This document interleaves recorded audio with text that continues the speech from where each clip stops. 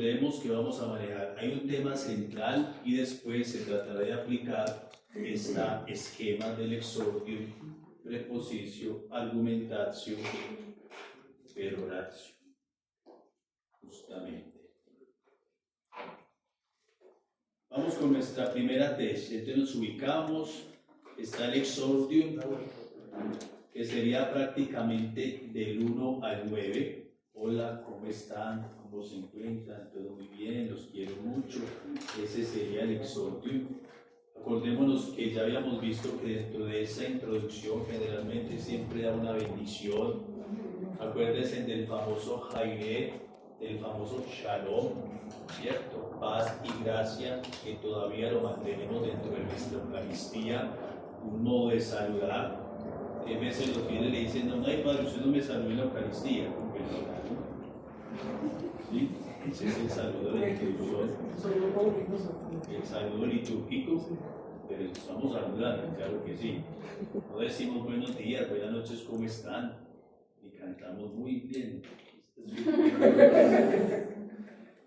Que a veces es lo que nuestros fieles tienen, para que se haga más cercana que logremos ese fin.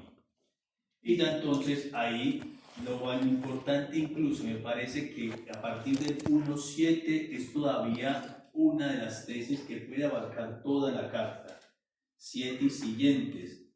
Así ya nos falta ningún don divino a los que esperáis la revelación de nuestro Señor Jesucristo. Él los conservará irreprensibles hasta el fin, hasta el día de nuestro Señor Jesucristo. Pues fiel es Dios por quien habéis sido llamados a la comunión con su Hijo Jesucristo, Señor nuestro. Digo que podría ser también de tesis, porque la finalidad prácticamente de la carta es mantenerse fieles. Aunque sea en la inmoralidad, aunque sea en las divisiones, en las asambleas, aunque sea también esas divisiones de quién es de Pablo, quién es de Apolo, en fin, mantenernos firmes hasta el final. Vamos con el primer desarrollo argumentativo. Podríamos decirlo que del 10 al 17 estaría entonces todo lo que se refiere a la tesis, a la proposición. Y esta proposición la podríamos sintetizar problemas de partidos.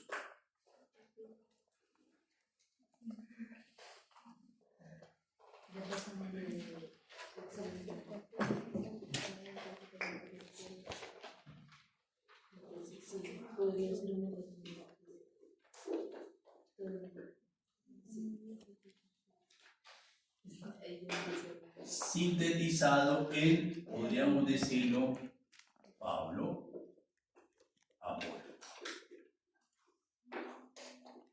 Esa es la tesis. Recordemos que la proposición plantea el problema. ¿Qué tal si leemos ese problema? ¿Qué es lo que está sucediendo? 10:17.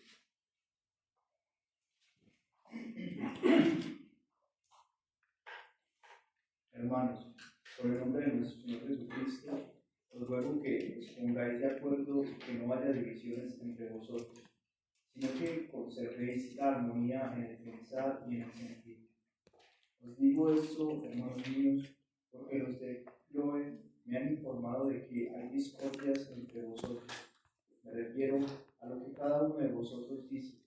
Yo soy de Pablo, yo de Apolo, yo de Cefas, yo de Cristo. ¿Está dividido Cristo? ¿Acaso Pablo fue crucificado por vosotros o habéis sido bautizados en su nombre? Doy gracias a Dios de no haber bautizado a ninguno de vosotros, excepto a Crispo y Gayo. Así nadie puede decir que fuisteis bautizados en mi nombre. También bauticé a la familia de Esteban. No recuerdo haber bautizado a nadie más, pues Cristo no me mandó a bautizar, sino a evangelizar, y esto sin alardes literarios, para que no se desvirtúe de la cruz de Cristo. Ahí está, entendimos la proposición, evidente. Una duda, narratio es lo mismo que proposición. La narración, ¿sí? No, la argumentación.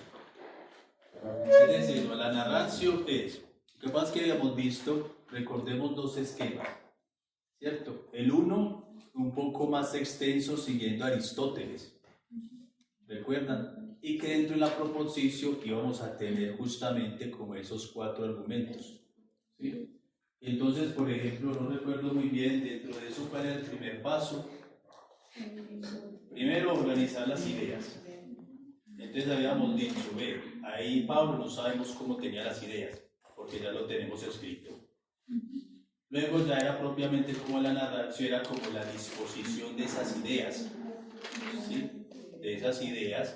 Luego incluso venía, por ejemplo, la parte de la oratoria, la gesticulación, la locutio, pero como no conocimos a Pablo cómo se movía, ni se alzaba las manos, y las bajaba, si gritaba, si tono de voz, lo único que nos quedó fue la proposición, que dentro de eso encontramos todos estos otros pasos: exordium, propositio, argumentatio y por último la peoratio. Es mejor dicho, este es uno de los solos pasos que vimos de toda la retórica. No nos podemos meter con toda la retórica porque no tenemos de dónde sacarla de parte de Pablo. Y la narración es cómo es eso, cómo él empezó como a armar el croquis con todas aquellas ideas. Tendríamos entonces esta primera proposición de la división. Sin embargo, en el versículo 17, Pablo como que introduce otra cosa, un poco distinta, que no tiene que ver tanto con esto, digamos, de la división, y es el discurso, o justamente el discurso del escándalo de la cruz.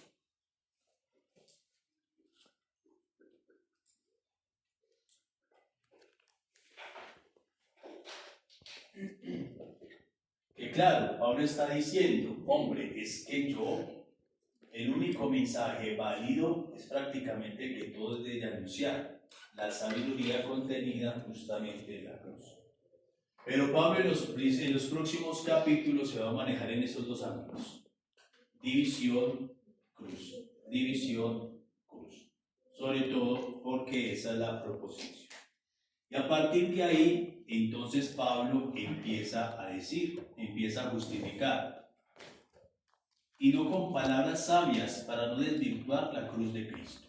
Y empieza el argumentatio a partir del 18, pues la predicación de la cruz es una locura para los que se pierden, mas para los que se salvan, para nosotros es fuerza de Dios.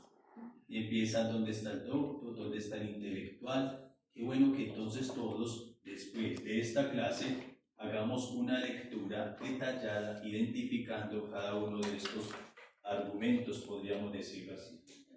Lo veamos por favor, Romanos 1:23.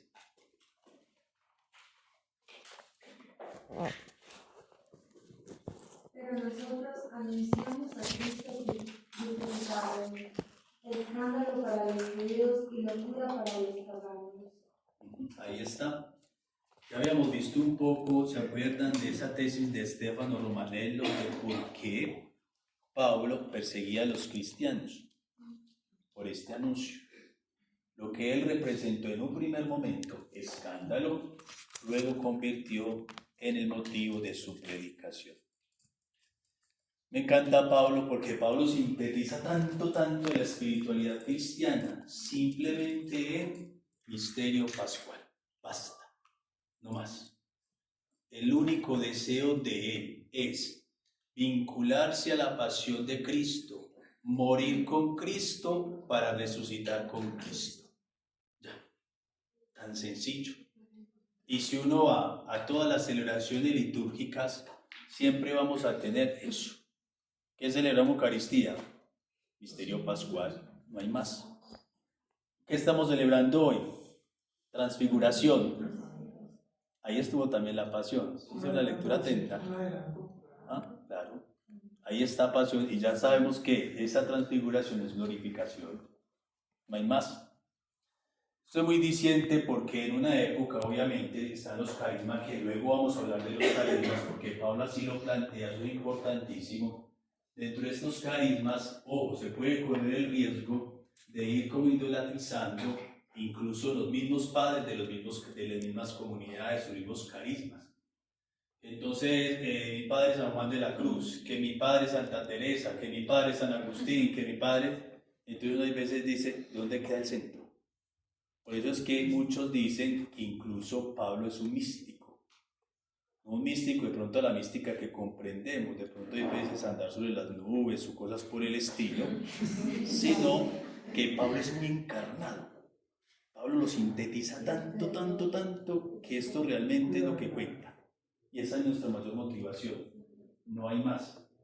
Porque usted piensa ver que de pronto toda nuestra acción pastoral, si no es pensando en resurrección, esto carece propiamente de sentido. Y nos volvemos muy encarnados o al contrario, demasiado espiritualistas. Pienso que Pablo es muy acertado con su espiritualidad, que es la espiritualidad propiamente nuestra. Pasión, muerte y resurrección. De ahí entonces el discurso de la cruz, que él lo considera o hace esa retórica, es una locura. Leamos por favor 3:1-3.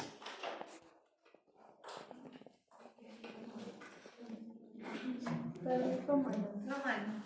Sí. No, perdón, la de Corintios.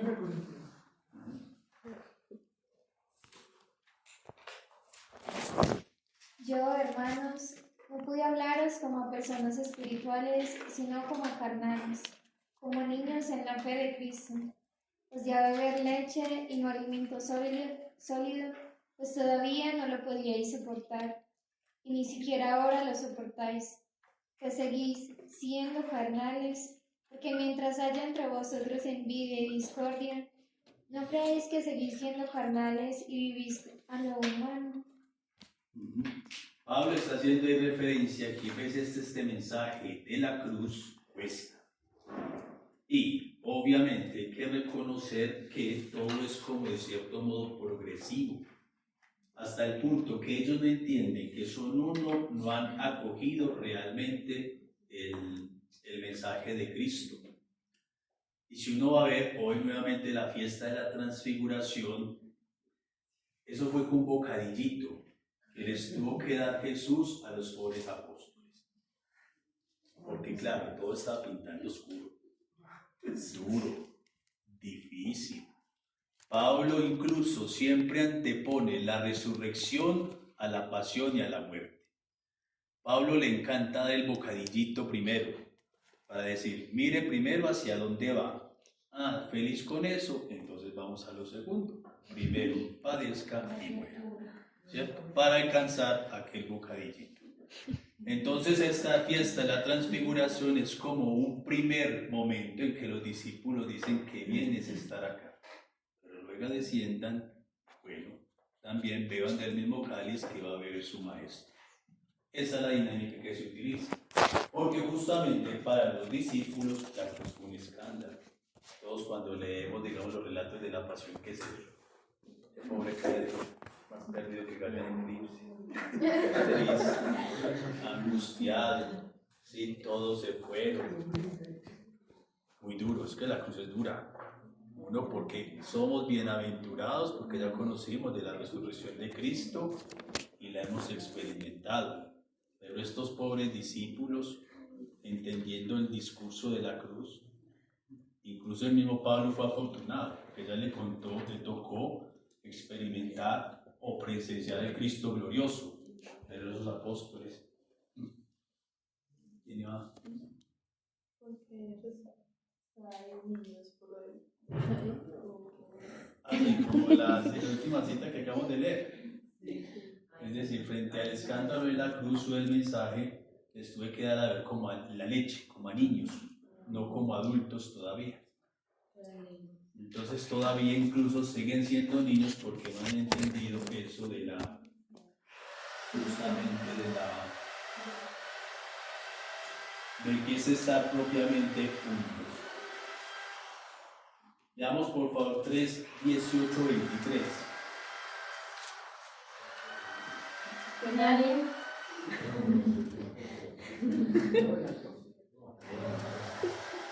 nadie se engañe. Si alguno de vosotros se cree sabio según los criterios de este mundo, mejor es que se vuelva necio para llegar a ser sabio. Pensad que para Dios la sabiduría de este mundo no es más que necedad. En efecto, dice la Escritura, el que enreda a los sabios en su propia astucia. Y también el Señor conoce cuán vanos son los pensamientos de los sabios. Así que nadie se gloríe en las personas, pues todo es vuestro, ya sea Pablo, Apolo, Cefas, el mundo, la vida, la muerte, el presente, el futuro, todo es vuestro, y vosotros sois de Cristo y Cristo de Dios. ¿Le suena como a peroratio? Esta es la conclusión de esta primera tesis. A ver, eso es Romano. Corintios. 18:23. Gracias. Entonces, a la final, Pablo, ¿qué está concluyendo? Es una sola predicación. La predicación es la cruz. La cruz es un escándalo. Para los gentiles sí, para nosotros es fuerza de Dios. ¿Qué estamos apuntando? A la unidad. Todos somos de Cristo y entonces todos nos debemos de unir. Así concluye Pablo. Obviamente una lectura más detallada, ustedes van tomando nota y van clarificando. Lo que pasa es que si hacemos, digamos, versículo por versículo, de todo este mundo de cartas no termina. Primera tesis, divisiones y la cruz. ¿Listo? Entonces siempre se va a llegar a la unidad porque se trata de un solo mensaje que es propiamente el de la cruz. Otra de las tesis que maneja, claro que nos quedaría faltando el capítulo 4, pero si está en el capítulo 4, vuelve y retoma prácticamente también lo de Apolo.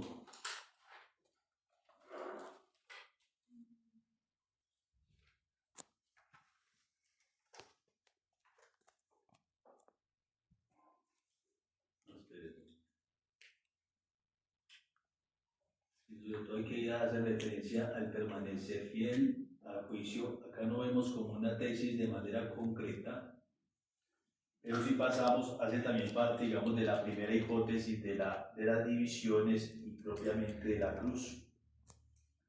Segunda tesis, que va desde el capítulo 5 hasta capítulos 5 y 6, y es el capítulo de la inmoralidad.